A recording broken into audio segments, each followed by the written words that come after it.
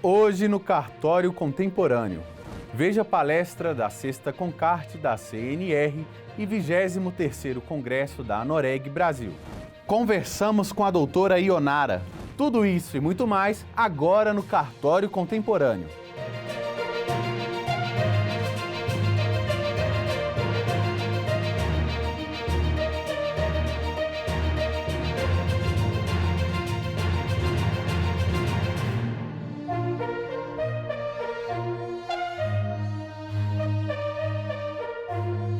Doutora Ionara Gaioso é tabeliano primeiro ofício de protesto de Brasília, vice-presidente do Instituto de Estudos de Protesto do Brasil, IEPTB, e presidente da seção do Distrito Federal. Tem especialização em Direito Notarial e Registral, IBEST Anoreg BR, e especialização Lato Sensu em Direito pela Escola Superior do Ministério Público. Olá, doutora Ionara, tudo bem? Olá, tudo bem? Doutora Ionara, como os protestos de títulos têm auxiliado na recuperação de crédito tanto na iniciativa pública como no setor privado? O protesto é um instrumento público extremamente eficiente na recuperação do crédito. Então, a gente sabe que para dívidas jovens, nós recuperamos pelo menos 60% delas ainda na primeira semana, né, da notificação, da intimação do devedor. Então, mais de 60% deles paga essas dívidas, né, jovens, né, recentes, ou seja, com vencimentos próximos, logo após intimados. Para os títulos públicos, esse percentual cai para 27% de recuperação geral. Então, nós sabemos que se a gente pegar uma margem de 6 meses de apresentadas as certidões de dívida ativa protesto, o protesto recupera 28% em média, né, no Brasil, desses créditos públicos, o que é extraordinário. A gente está falando em praticamente 30 vezes mais eficiência do que a execução fiscal, por exemplo. E quais mudanças o Marco das Garantias trouxe para os cartórios de protesto? Na verdade, o Marco das Garantias também é um marco para os tabeliões de protesto, porque pela primeira vez na nossa história, nós estamos participando de toda a esteira de cobrança. Por quê? Porque antes nós ficávamos mais recuados, né? Depois de estressado, que a gente chama estressado o crédito, que é o quê?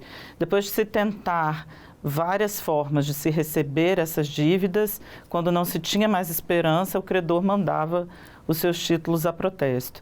Agora não. Com o Marco das Garantias, houve a inserção de alguns artigos na nossa lei do protesto, a 9492 de 97, e a partir dele, a partir de então, nós podemos fazer negociações previamente ao protesto e nós podemos também receber títulos, dívidas já protestadas, que é o que se chamou na lei de renegociação pós-protesto. O número de protestos aumentou no ano de 2023 e qual o perfil do devedor? Ele é o mesmo? Não, na verdade a gente teve sim um acréscimo do número de títulos, como se tivesse acontecido entre segundo semestre de 2022 e 2023 a recuperação dessa entrada, né, de títulos de trabalho para a gente na recuperação do crédito após a pandemia. Só que o perfil desse devedor mudou muito, né? O perfil desse crédito mudou muito. Antes, nós atuávamos mais no mercado privado, nas duplicatas mercantis.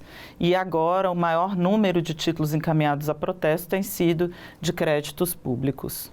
O que é o protestinho? A gente chama de protestinho essa negociação prévia ao protesto trazida aí pelo Marco das Garantias, que significa o quê? A gente brinca que é um remédio que não vai matar o paciente. Então, antes, quando nós perguntávamos para os nossos clientes, para o usuário do serviço, o que ele não gostava no protesto, em sua maioria eles diziam que o protesto era gravoso demais. Ele trazia um efeito muito, muito sério, muito brutal para os devedores, que era abalar o seu crédito, né, no mercado. Então, a partir do protesto, esse devedor não pode, por exemplo, atualizar o cartão, cheque especial, ele não consegue cartão de crédito ou renovar esse cartão de crédito. As empresas não podem participar de licitação, por exemplo. Ele não consegue pegar um financiamento, um empréstimo. Então, é realmente muito gravoso para chamá-lo a essa negociação, para chamá-lo a pagar esse débito. E aí, por vezes, esses credores diziam o seguinte: eu não posso fazer uso de um instrumento que vai me fazer perder o meu cliente. Ele vai ficar bravo comigo se eu já mandá-lo a protesto. Então, o protestinho vem para responder essa dor do mercado, trazendo uma ferramenta pública, segura, né, fiscalizada pelo Poder Judiciário, um serviço prestado por pessoas altamente especializadas, que não tem lado, né, nós não temos predileção pelo devedor ou pelo credor, nós temos predileção pela lei, pelo cumprimento da lei. Então, nós salvaguardamos os direitos dos dois lados, tanto do devedor quanto do credor. Isso ele já encontrava no protesto, mas agora ele pode encontrar nas negociações extrajudiciais anteriores ao protesto. A crise econômica foi um fator motivador para que mais empresas e órgãos públicos passassem a buscar o protesto como forma de recuperação de crédito? Hoje, praticamente todas as prefeituras do país buscam o protesto como solução alternativa, de novo, 30 vezes mais eficiente do que a execução fiscal, muitíssimo mais rápida do que as execuções fiscais, e isso é um movimento que nós acreditamos sem volta, né? Porque é uma questão de economia para o erário público. A economia não só na recuperação do crédito, como a economia nos instrumentos de cobrança desses tributos não pagos. O protesto ele é mais eficaz e célere que um processo de execução fiscal? Por quê? Extremamente. Porque ele é muito mais rápido, ele gera um abalo ao crédito, coisa que a execução fiscal não gera, né? E, enfim, nós somos mais eficientes para encontrar esse devedor também. Mesmo antes do protesto, na intimação, a gente tem mais instrumentos, nós temos formas mais modernas, agora, por exemplo, com a intimação eletrônica também, de encontrar esse devedor e avisar para ele que ele tem esse débito, porque na maior parte das vezes o contribuinte sequer sabe que o débito dele está em aberto, né? Muitas e muitas vezes a gente atende pessoas que não sabem que, por exemplo, a sua taxa de limpeza pública não foi paga junto com o IPTU, porque é uma taxinha ali junto no boleto do IPTU, e ela nem sabe que está em aberto. Às vezes são aluguéis que você tem e que você nem sabe que o seu locatário não está pagando o tributo. Enfim, tem uma série de questões que dificultam ao cidadão saber, ter ciência dessa dívida. E com o protesto, com a intimação pessoal desses devedores, eles tomam ciência e têm possibilidade maior de liquidar o seu débito com a Fazenda Pública. E pós-protesto ainda mais, porque aí ele, todas as vezes que precisar de um crédito ou que precisar movimentar uma conta bancária, né, atualizar a sua conta, o seu cartão de crédito, ele vai ter notícia do protesto em aberto e vai procurar seja o cartório, seja a Secretaria de Fazenda, enfim, ele vai procurar o credor para recuperar, para pagar o seu débito, para negociá-lo. Doutor Ionara, e existem títulos cuja recuperação de crédito é mais eficaz com o protesto? Na verdade, eu diria que todos são, né? Nós temos um índice de recuperação, assim, historicamente muito, muito relevante. Por quê? Exatamente por causa da eficiência. A eficiência tanto na comunicação a esse devedor de que, olha, você está devendo, tem alguém te cobrando, seja esse alguém um ente privado ou um ente público, como também o abalo que isso gera no crédito dele, que o chama a essa negociação. Os serviços eletrônicos e atividades digitais já são realidade nos cartórios brasileiros. Como a senhora avalia os serviços prestados pela Central Nacional de Serviços Eletrônicos dos tabeliães de protestos de título? A Semprot é uma central que nasceu em 2019, né? Enfim, nós tínhamos prazo para instalá-la, para fazê-la acontecer, né? Que foi trazido aí esse prazo pelo provimento 87 do CNJ. Em dezembro ela entra no ar, oferecendo ali no seu menu todos os serviços que são prestados pelos tabeliães de protesto do Brasil e tantos outros dessa própria Semprot, por exemplo, a pesquisa gratuita de se constar ou não protesto no documento, né, no CPF ou CNPJ consultado. E foi extraordinário porque foi vésperas aí da declaração aí de que a gente estaria em estado de pandemia. Então, a Semprot chega no momento em que toda a população brasileira precisa de serviços eletrônicos. E aí, os tabeliões de protesto já estavam prontos, né, para serem, de fato, 100% digitais. Nós já tínhamos uma certa interação, a gente já tinha uma plataforma onde a maioria de nós já se conectava, mas esse provimento do CNJ trouxe uma compulsoriedade para isso, ou seja, a partir de dezembro de 2019, todos os tabeliões de protesto são obrigados a se plugarem nessa plataforma e prestarem seus serviços por meio dela, né? Se comunicarem com ela, trazerem os seus dados para essa central, divulgar para a população brasileira. Então, é uma central extremamente importante. Enfim, nós temos números bastante expressivos dos serviços prestados por ela, seja solicitação de certidões eletrônicas do país todo. Essa é a melhor para mim, né, o serviço mais útil, que é a consulta gratuita a protesto. Qualquer pessoa, qualquer um de nós pode acessar a Semprot e consultar se há ou não há protesto em qualquer CPF ou qualquer CNPJ. Essa informação é extremamente relevante no mundo dos negócios, né? E para nós, como um todo, será que eu estou protestado? Será que eu não estou? Antes você tinha que ligar para todos os cartórios de protesto da sua região. Agora não, você entra lá com um clique, coloca seu CPF e você vai saber se tem alguma coisa em aberto. Além disso, você pode enviar títulos a protesto por meio da Semprot. Essa negociação prévia, a renegociação de protesto, agora, em breve, estarão disponíveis na Semprot para qualquer pessoa, qualquer empresa. Então, assim, é uma central extremamente útil mesmo, e relevante, extremamente segura, e cada dia melhora. A gente se preocupa muito com a experiência do cliente na Semprot. Então, tem um time bastante, né, profissional e eficiente na prestação desse serviço, sempre prestando muita atenção na experiência dele. Como é que está a navegação? Está fácil? Está difícil? O que tem que mudar? Então, assim, é uma central muito dinâmica que tem evoluído a cada dia. Doutora Ionara, nos fale um pouco sobre o protesto gratuito.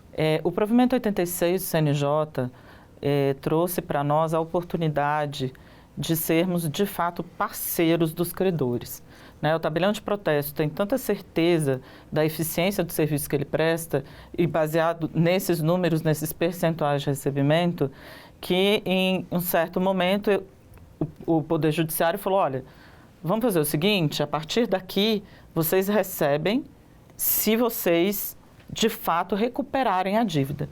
Então, isso é fantástico, porque antigamente a gente ouvia assim, eu não vou colocar dinheiro bom em dinheiro podre, né? Eu não vou gastar mais dinheiro para recuperar uma dívida que eu já estou sofrendo com ela.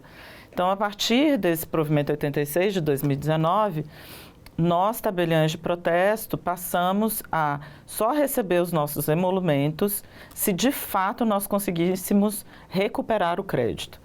Isso vale em algumas hipóteses. A primeira delas, para qualquer pessoa, dívidas até 1 ano de vencidas. Por quê? Porque a gente sabe que o credor precisa ser célere na sua cobrança, ele precisa estar atento aos prazos, porque historicamente se sabe que uma dívida muito antiga, a chance de recebimento é baixíssima, né? Então, você tem que ser rápido se você quer recuperar seu crédito.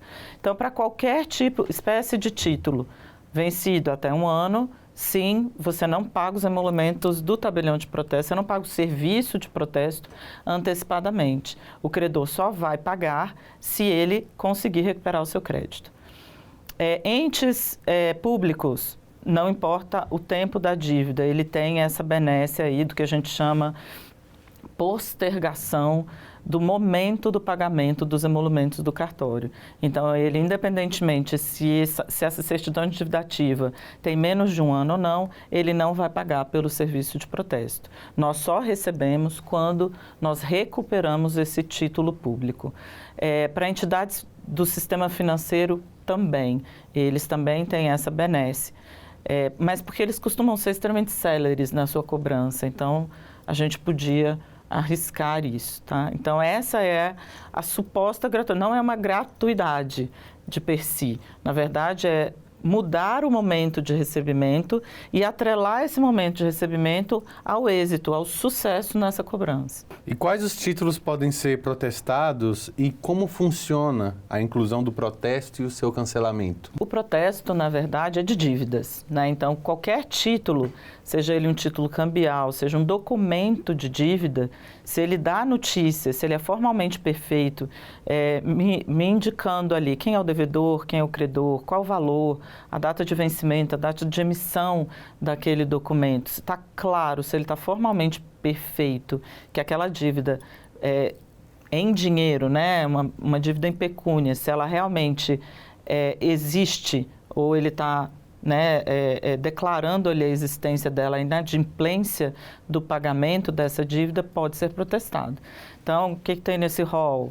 Cheques, duplicatas, notas promissórias, todo tipo de contrato, né, para pagamento em espécie, em pagamento em pecúnia, enfim, sentenças judiciais, sentenças arbitrais, tudo isso, títulos públicos, né, as CDAs, multas, enfim, tudo isso pode ser protestado. Qual o passo a passo para poder fazer esse processo? A mais simples dela, mais digital, é pela Semprot, né? Ele loga e bem facilmente ele vai lá, proteste aqui, e ele vai seguir o passo a passo e encaminhar o seu título. Hoje tudo digital, tudo só imagem, a gente não precisa mais de papel, e isso só aconteceu em 2019 também, então, em 2020, né, com a pandemia, a gente teve provimento do CNJ nos autorizando a fazer tudo por meio digital, que foi um espetáculo de ganho para a gente.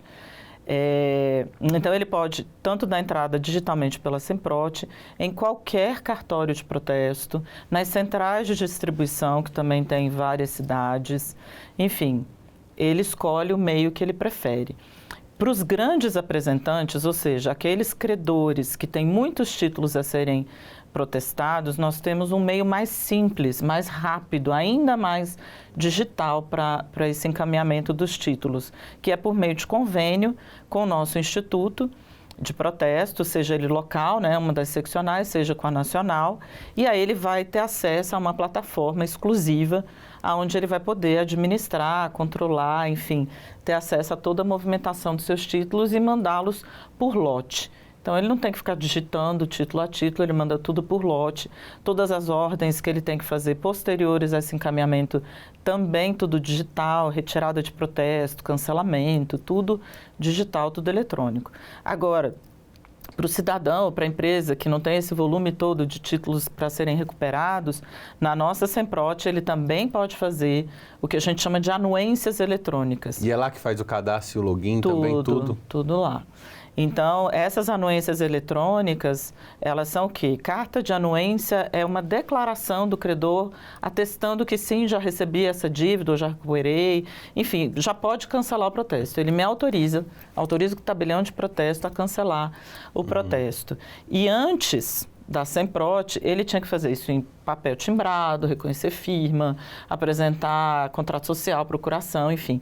Isso tudo existe ainda se ele quiser, se ele preferir essa forma, mas hoje tudo pode ser substituído pelo meio digital lá na Semprot. Ele entra e tanto dá a ordem de cancelamento, né, ele pode dar a ordem de cancelamento, já cancelar direto, pagando os emolumentos, como fazer a certidão, né, a carta de anuência e deixar disponível para o devedor dele procurar o cartório de protesto. E para ter acesso a todos esses serviços digitais dos cartórios de protesto do Brasil, basta acessar o nosso site www.pesquisaprotesto.com.br.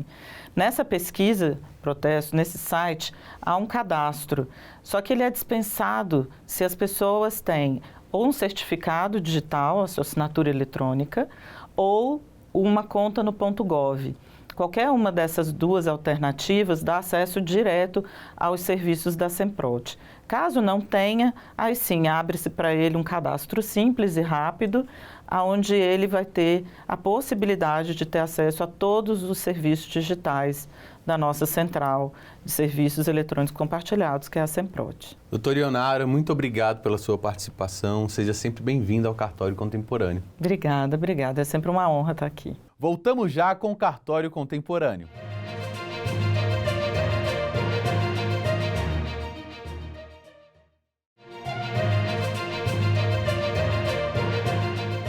O terceiro Cartório Talks discutiu sobre o impacto da nova Lei 14.711 de 2023 como marco legal das garantias. Veja.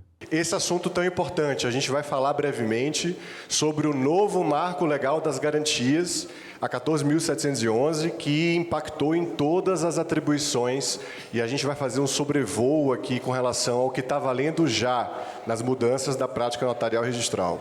Exato. Agradeço também, igualmente, pelo honroso convite, grande responsabilidade de tratar de um tema tão novo e dizer que os notários e registradores do Brasil precisam estar muito atentos, até mesmo para darem conta do serviço com a qualidade e que os negócios possam produzir os efeitos normais. Por exemplo, com a entrada em vigor agora em novembro de 2023 do novo Marco das Garantias, as minutas das escrituras de hipoteca devem ter sido readaptadas, porque parece que o legislador disse que é requisito de validade de uma escritura de hipoteca a contemplação de que existe um procedimento extrajudicial para a garantia hipotecária. Imagina se eu lavro uma escritura esquecendo disso.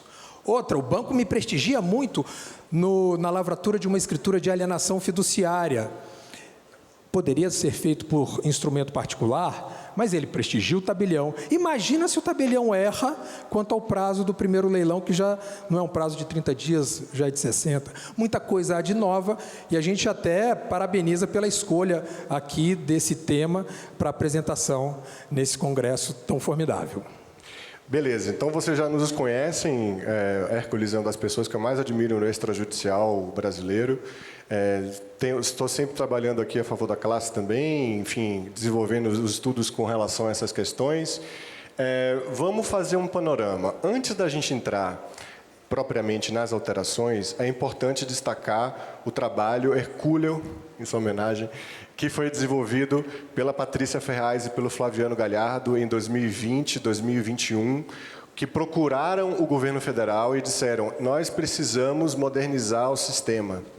E daquele conjunto de proposições que foram alicerçadas pelos registradores de imóveis, foi criado um grupo de trabalho com a construção civil, com o mercado financeiro, e no país a gente conseguiu ter um diálogo com grandes especialistas que gerou o PL 4188. E a outra parte virou a lei do SERP, da MP 1085.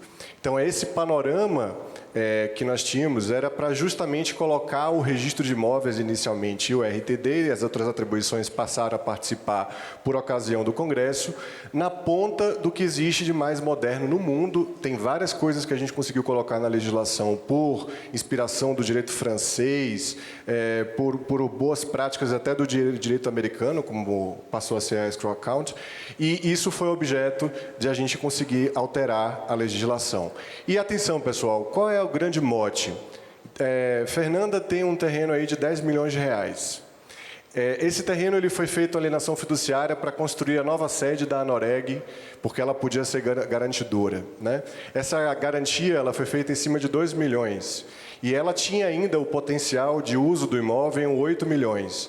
Pela legislação anterior, a Fernanda não poderia utilizar esse imóvel para outra operação de garantia.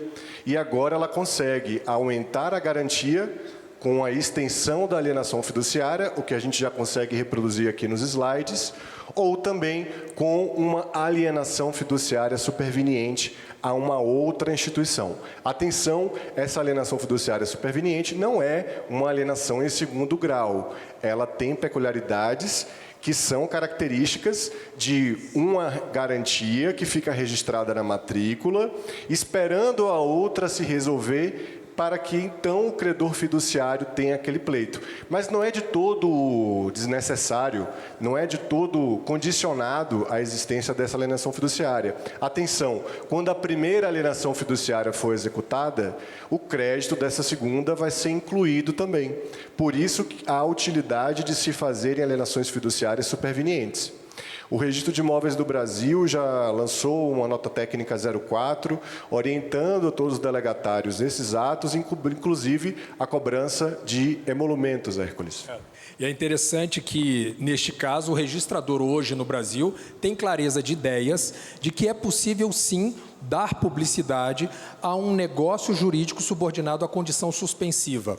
A grande angústia era, será que quando alguém transfere a titularidade de um bem? Vamos supor que eu venda o meu imóvel para o Germano e diga, Germano, estou vendendo o imóvel para você, mas você passa a ser proprietário quando Botafogo for campeão brasileiro. Algo que, enquanto ele não for campeão brasileiro, não há a transferência da titularidade. O imóvel continua com o Hércules. Indaga-se. O oficial de registro de imóveis, ele daria publicidade no Folho Real a respeito desse negócio jurídico? O certo é que Germano pode praticar atos de conservação desse direito eventual. Artigo 130 do Código Civil. Porque ele vai ter um direito eventual. Mas enquanto não acontecer o implemento do evento dessa condição suspensiva, o imóvel continua com o Hércules.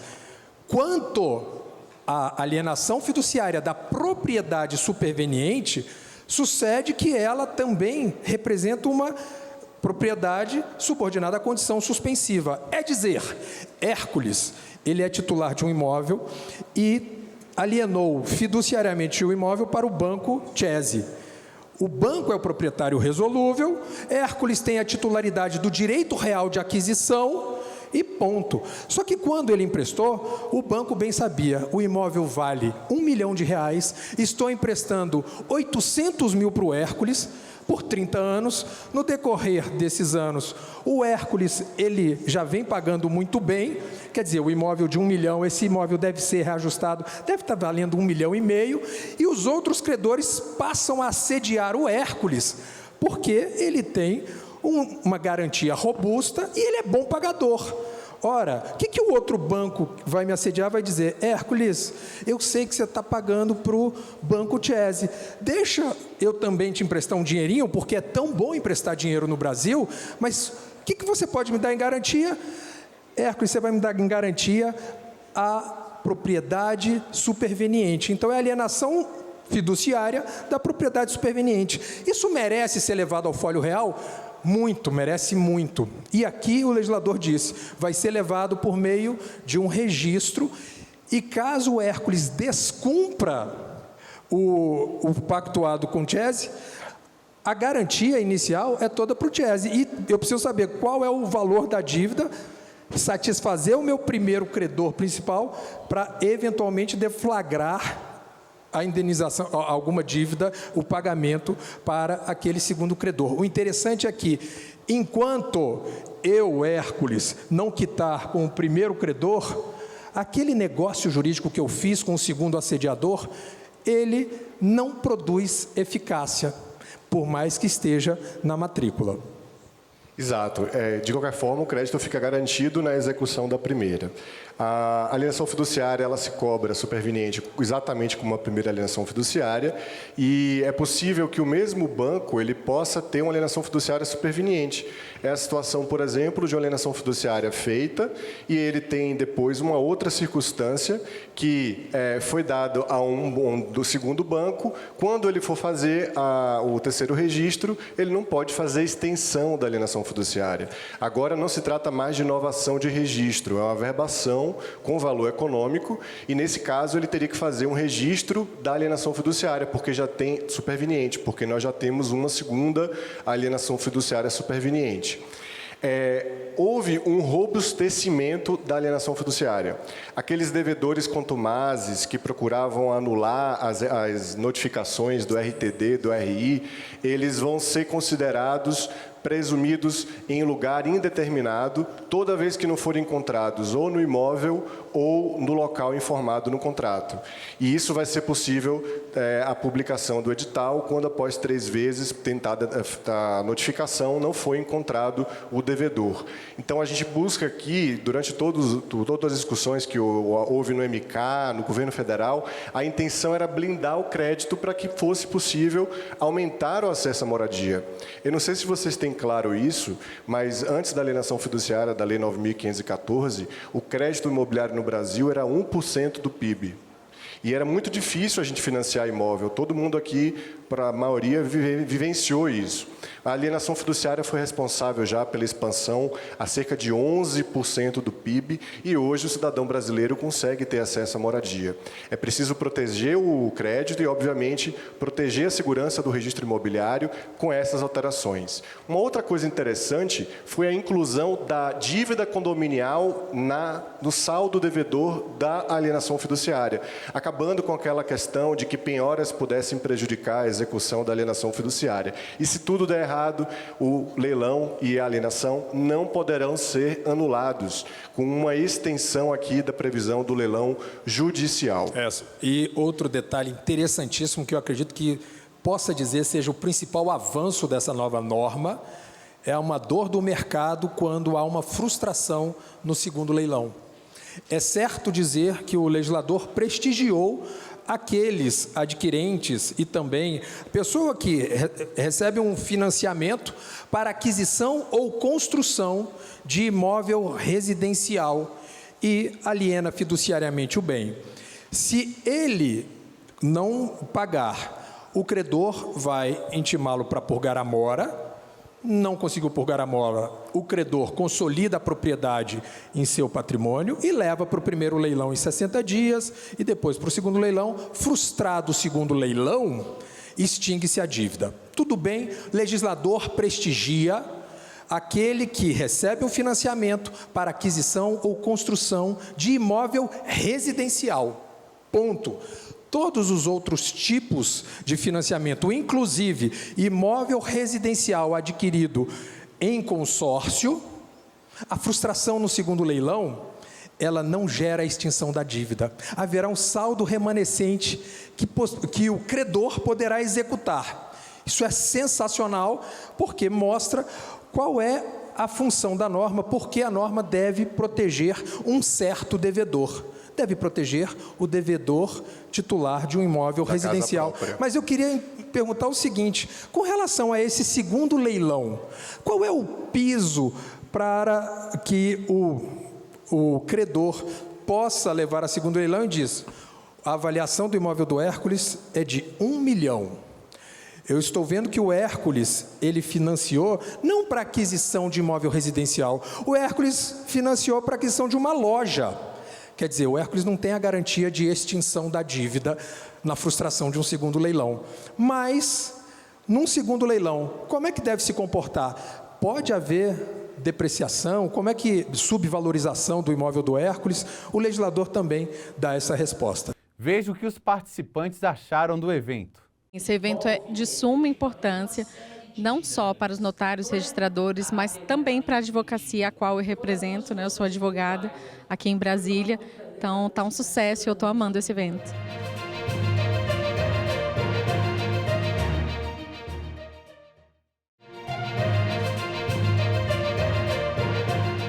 Voltamos com mais Concarte no Cartório Contemporâneo. Como é que é, O Bernardo? que o Hércules está colocando é que agora nós temos 2 tipos de alienação fiduciária. A alienação fiduciária para imóvel residencial e a alienação fiduciária para imóvel não residencial. E as regras elas já são diferentes. A lei previu que, no caso de AF não residencial, o credor ele pode aceitar um valor inferior à dívida no segundo lance, desde que equivalente a 50% do imóvel. Esse 50% do imóvel é a mesma regra para a execução de toda e qualquer alienação de toda e qualquer hipoteca extrajudicial. Exato, e vem também do Código de Processo Civil sobre o preço vil.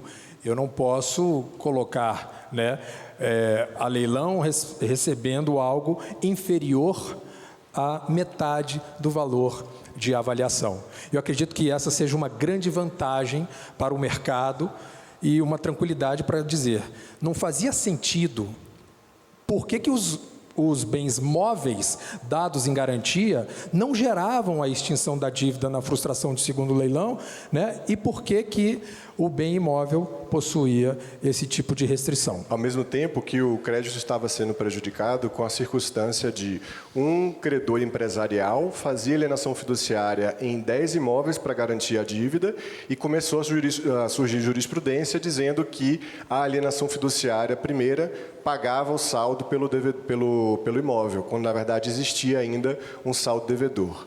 Essas alterações, elas são importantes serem compreendidas porque elas buscam dinamizar e elas, em relação ao procedimento, já têm eficácia imediata. Já são coisas que estão valendo com relação a possibilidades hoje que tem o credor, o executado e, logicamente, o registrador. Por fim, para a gente poder seguir aqui para a hipoteca, a gente tem a previsão de que poderá ser feita a execução conjunta de mais de uma alienação fiduciária.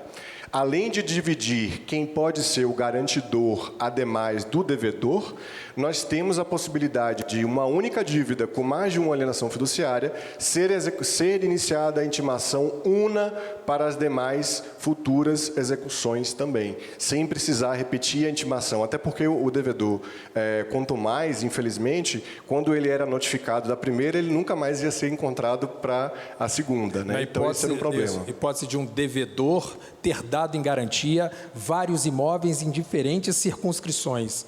É possível eu eleger o registro de imóveis de Mariana e informar na intimação de que eu estou ali com um crédito total referente a toda a dívida que teve como garantia vários imóveis. O legislador racionaliza, desburocratiza. Parece óbvio que isso tinha que acontecer desde sempre. Ora, eu vou intimar esse camarada uma vez só e a oficiala de registro imobiliário, Ana Cristina, vai expedir uma certidão útil para que haja a consolidação depois nas respectivas circunscrições registrais onde há outros imóveis. Mas há também uma racionalização quanto à questão de quem deve intimar numa pluralidade de pessoas. O legislador, ele basicamente vem com uma racionalização importante nos procedimentos.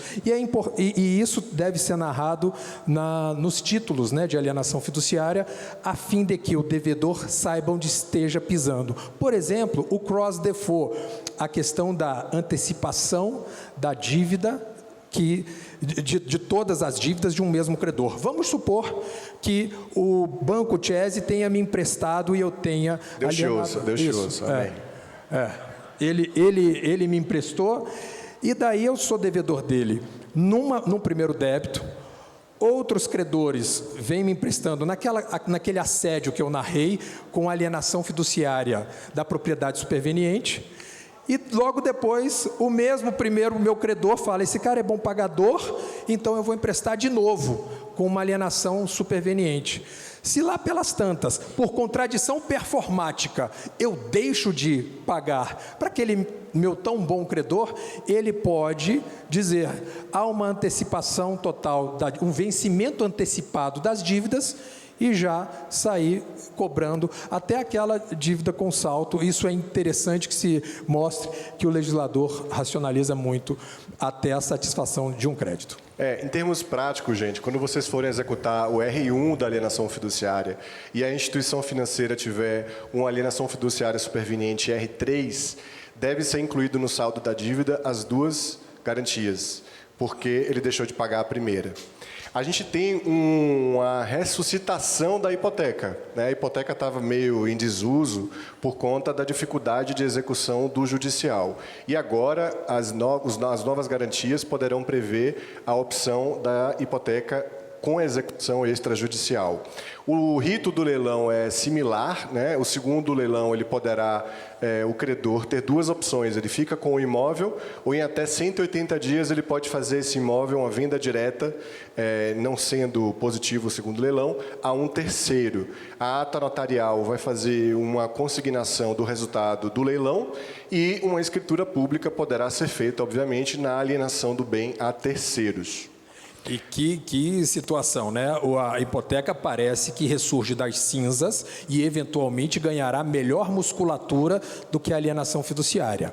Imaginemos um banco executando... O Banco Kese. Amém. O camarada vai ser banqueiro.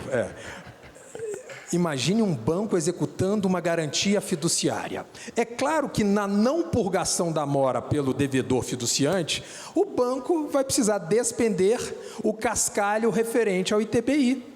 Aí o cara fala, poxa, então eu estou salgando carne podre, porque esse cara não está me pagando, eu não sei se eu vou ser satisfeito, e além de tudo eu vou ter que pagar um ITBI verdadeiro. Consolide a propriedade para poder chamar o primeiro leilão. Quer dizer, pagou um ITBI. Já na hipoteca, há uma maior plasticidade. Eu não paguei, ele me executou, eu não purguei a mora, ele pede uma averbação do início do procedimento de execução, e é interessante que se nos leilões da minha garantia do bem, ninguém for pagar, o credor não precisou despender com ITBI e ainda pode aguardar 180 dias para evitar leilão, não preciso mais chamar de leilão, mas levar aquele bem para uma venda direta. E diz o legislador, como é que esse camarada credor vai arrancar da mão do devedor hipotecante o bem? É porque o legislador deu um mandato legal e revogável para que ele possa assinar a escritura de venda, tirando da mão do devedor inadimplente e colocando na mão daquele comprador. Quem vai pagar o ITBI? O comprador. E o credor ficou muito bem sem novos gastos. E eu gostaria de saber o seguinte, e qual é o preço que aquele comprador, dentro de 180 dias, pode pagar pelo imóvel do devedor inadimplente? Ele pode pagar o preço respeitado ali a condição mínima da dívida, né, Hércules? O que você falou, o mandato, é muito interessante, porque a lei, ela cria alguns mandatos legais. Ela traz a previsão de que determinados sujeitos poderão agir em nome do credor, por exemplo, como é o caso do agente de garantia, que a gente vai falar já. Mas é importante aqui perceber que um salto importante e sensível da lei prever que toda vez que for ter uma execução extrajudicial da hipoteca ou uma execução extrajudicial da alienação fiduciária, todos os débitos da matrícula serão computados e executados conjuntamente pelo registrador. É um artigo um pouco enxuto, o artigo 10º da 14.711. Não foi um artigo que debatemos nos 3 anos, ele apareceu de última hora. É um artigo importante, mas que ainda deixa algumas dúvidas. Anteontem, demos essa aula no curso da Enor, que a gente vai falar sobre isso já, da 14.711, com o Baltazar e o Pedro Bassalar. E aí a gente procurou fazer uma sugestão do que vai entrar nessa inclusão. Imaginem que o cartório de doutora Ellen tem uma alienação fiduciária, não residencial ou residencial, tem uma penhora trabalhista, tem uma penhora fiscal e tem uma indisponibilidade trabalhista e uma averbação premonitória, porque matrícula com emoção é comoção mesmo, né? É isso. Então, quando essas coisas, vocês sabem que acontecem com frequência, infelizmente, do capitalismo entrar em insolvência. Nesse caso, será que a indisponibilidade vai ser incluída? Será que é uma garantia? Será que o devedor pode impugnar os cálculos do credor? Como é que funciona o processo de comunicação com o juízo e esse crédito que foi inscrito? A averbação premonitória tem natureza de garantia, Hércules? Isso, a averbação premonitória, em tese, não entraria, né, para a satisfação daquele eventual credor. Né? Então, é interessante que o oficial de registro de imóveis agora terá que ter habilidade para a composição de um quadro geral de credores nesse procedimento extrajudicial de satisfação daqueles credores. Então, é algo bastante delicado e que vale a pena, né, um esforço para a compreensão e a formação de convicção. Acredito que o decisão, e da decisão do registrador cabe recurso para quem? Boa, repare. E aí, essa decisão tem um controle, suscitação, né? Eu tenho receio de que isso vá ser correto. Me parece que a pessoa vai ter que judicializar ali. O que é o objetivo contrário da lei, né? De então, judicialização. a gente precisa ter uma complementação de compreensão desse artigo, certamente. E a gente aguarda, então, de alguma forma, que O CNJ, de alguma forma, também terá que deitar luzes nas trevas da compreensão de tanta dúvida a respeito desse concurso geral de credores em procedimentos extrajudiciais. Não é nada trivial. Mas o registrador que não ficar desesperado já pode assistir a aula e ver ali alguma luz no fim do túnel de como proceder, porque a lei tem aplicação imediata. Hoje não é possível mais fazer uma execução da alienação fiduciária sem observar o rito que está no artigo 10º, e vamos aí fazer um trabalho de interpretação integrativa com relação às omissões, até que certamente possa ser possível uma pacificação disso e, oportunamente, quem sabe, né, possa o CNJ também se debruçar sobre o tema. E um detalhe, os artigos 14 e 15 do Código de Processo Civil dizem, né, determinam que as normas processuais têm aplicabilidade imediata, Exato. eficácia, tal. 14, Mas, em relação à hipoteca, reparem, o legislador teve por opção dizer que aqueles negócios jurídicos em que não haja a cláusula explicitando a possibilidade deste procedimento extrajudicial, isso está no parágrafo 15 do artigo 9º da Lei 14.711 de 2023. Portanto, para a hipoteca, a gente ainda pode ter um fôlego, né, esperar um pouquinho até esses contratos entrarem em default. Exato. E a gente falava sobre mandato com previsão legal. Agora a lei prevê um contrato de administração fiduciária que vai poder ser usado no âmbito judicial ou no âmbito extrajudicial. Esse contrato, ele elege um agente de garantia que, atenção, não é uma procuração. Ele vai requerer em nome próprio ao registro de imóveis a execução, ele vai realizar o leilão, ele ficará com os valores da execução e ele pagará ao credor e devolverá o valor ao devedor. É uma previsão ousada, acredito que deveria ter sido feita uma previsão, a gente estava até conversando sobre isso no Ibradim, por escritura pública também, Exato. Porque a gente sabe que infelizmente há muitas fraudes no Brasil e me preocupa até, Fernanda, um contrato fraudulento em que eu digo, eu sou o agente de garantia do Banco Safra, feito num tabelionato com a firma que não existe, e eu, basicamente, na minha advocacia, já vi muitas fraudes acontecerem, mas, enfim, está lá a previsão que será por contrato particular, e eu acho que isso, sim, deveria ser também por escritura, mas, de qualquer forma, fica aí a pecha ao registrador conferir a autenticidade desse documento, porque o agente de garantias pode muito.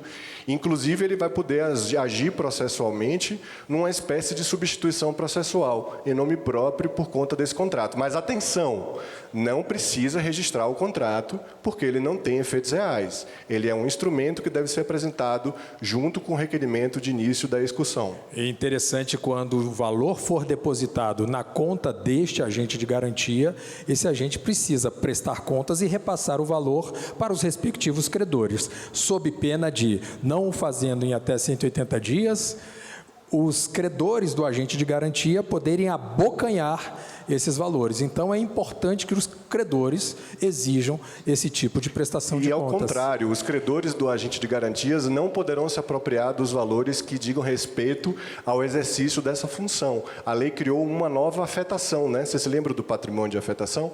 Agora tem essa afetação. Gente, uma das coisas mais disruptivas, Hércules, da lei, e que eu considero positivo, mas também desafiador, foi a previsão de que será possível o registro, atenção, de negócios jurídicos atípicos. Não somente aqueles enumerados do item 1 ao 47 do inciso 1 do artigo 167. Então, a gente tem a previsão de que poderá ser registrado aquele contrato societário que tem aquela alteração, que tem várias disposições e, no final, uma integralização de capital. Não importa mais agora se é uma escritura de compra e venda com dação, com torna, ou a escritura de permuta com torna. O nome do instrumento particular, se for cabível, ou do público, porque isso continua a mesma regra, ele não é tão relevante para a qualificação registral. Deverá ser analisado o teor do documento e o que se faz do direito real. Obviamente que o registrador deve verificar quais são as questões que estão ali colocadas com relação a seus impactos fiscais, né? No final do dia, precisa qualificar se é uma compra e venda, se é uma permuta, porque isso tem impactos fiscais. Então, foi um pezinho que colocou de um lado o Hércules e de outro continua a pecha do registrador de qualificar para enquadramento fiscal. Parece ser razoável essa inovação legislativa para poder padronizar comportamentos dos oficiais de registro de imóveis. Repare, eu lavro uma escritura de transação, transferência de imóvel decorrente da transação entre um devedor, transmitente, e um credor adquirente. Ora, a escritura foi de transação. Do lado de lá do ofício de registro de imóveis vai falar, poxa, mas eu não estava lendo aqui no artigo 1671 nenhum tipo de possibilidade para transação. Mas, desculpa, era transferência. Né? Então, para alguns oficiais de registro imobiliário, não há nada de novo sob o sol, porque já admitiam que transferência pelo artigo 1245 do Código Civil poderia ser um modo, né, de aquisição, uma escritura com esse tipo de nomenclatura. Sejamos francos também, artigo 112 do Código Civil bem mostra que nós precisamos levar mais em conta, né, finalidade do negócio com a vontade das partes do que propriamente aquele nome, uma nomenclatura mais estrita. O fato é que é um grande avanço. A pergunta que se faz é, será que isso, com tanta possibilidade de abrangência e também usando agora um pouquinho da Lei 14.382 de 2022, que alterou o artigo 246, será que seria possível aquele contrato de compra e venda subordinada à venda a um evento futuro incerto numa condição suspensiva, quando o Botafogo for campeão brasileiro, será que isso mereceria entrar no folho real, eventualmente como uma averbação, ou seria por registro? Houve algo de novo em relação aos negócios jurídicos subordinados à condição suspensiva? A gente levanta a mão e diz, quanto à alienação fiduciária da propriedade superveniente, melzinho na chupeta. É claro que pode haver registro, mas e os outros atos? Várias perguntas devem ser respondidas e talvez, né, nós tenhamos aqui uma pluralidade de respostas. Gente, muito obrigado. Fiquem com Deus. Muito agradecido. Gratidão. Desculpa. Abraço. Obrigado. Valeu. Veja o que os participantes acharam do evento. Concarte é um evento extremamente famoso, indispensável para a atividade. Eu acho que o diálogo entre todos os protagonistas da atividade extrajudicial, isso envolvendo especificamente notários e registradores, é muito importante, porque nós estamos efetivamente num momento de grande transição. São novas leis, novos provimentos, novos desafios, e dividir tudo isso e tentar achar soluções conjuntamente num evento nacional, cheio de grandes autoridades, pessoas especialistas na área, sem dúvida alguma, a contribuição ela é fantástica. Estou muito feliz de participar de um evento tão incrível como esse, cheio de registradores, notários, advogados, juízes, realmente um evento incrível em âmbito nacional. Esse foi o Cartório Contemporâneo. Eu sou Duda Meirelles e foi um prazer tê-los aqui comigo. Se você perdeu alguma parte ou gostaria de rever o programa, temos uma reprise toda segunda-feira, 19 horas, na TV Justiça ou no YouTube da Confederação dos Notários e Registradores. Te aguardo quinta-feira, 19 horas, na TV Justiça. Até lá!